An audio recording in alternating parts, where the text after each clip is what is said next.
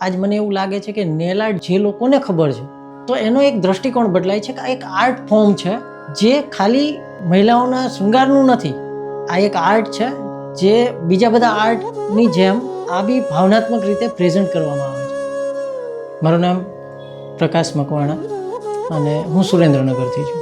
ભણતાની સાથે રમતા રમતા પેપરની નીચે કોઈન રાખી અને પેન્સિલને ઘસતા બધાને મજા આવતી. એક નાના બાળકની રમત હતી, પણ હું એની જગ્યાએ નખનો ઉપયોગ કરી અને ઇમ્પ્રેશનને એમ્બોઝ કરતો.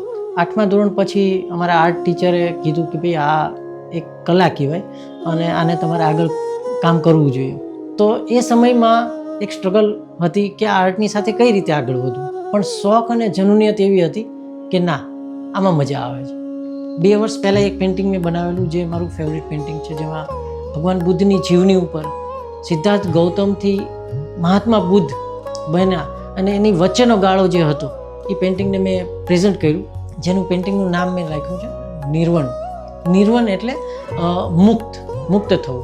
મન તમને વિચલિત કરવા માટે ખૂબ જ ડરાવશે, ખૂબ જ પ્રયત્ન કરશે અને એમાં સ્થિરતા સ્થાપિત કરી અને આપણે બોધત્વ પ્રાપ્ત કરી એવી એક પેઇન્ટિંગ મેં તૈયાર કરેલી છે.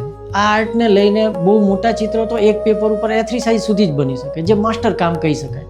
પણ નાનું કેટલું બની શકે? તો મેં 1x1 સેન્ટીમીટરમાં વર્લ્ડ રેકોર્ડ એટલે કે ગ્લોબલ રેકોર્ડમાં નામ દર્જ કરી અને એક ચિત્ર તૈયાર કર્યું, જેની સાઇઝ છે 1x1 સેન્ટીમીટર. એમાં ભારતનું સૌથી મોટું એનિમલ એલિફન્ટ બનાવ્યો છે. તો આર્ટ ખૂબ જ બ્રોડ લેવલે જાય, લોકો સુધી પહોંચે અને આપણા ભારતમાં નેલ આર્ટ એટલું બધું નામ કરે કે વિશ્વને ખબર પડે કે આવી એક આર્ટ સ્કિલ જે મશીન ન કરી શકે.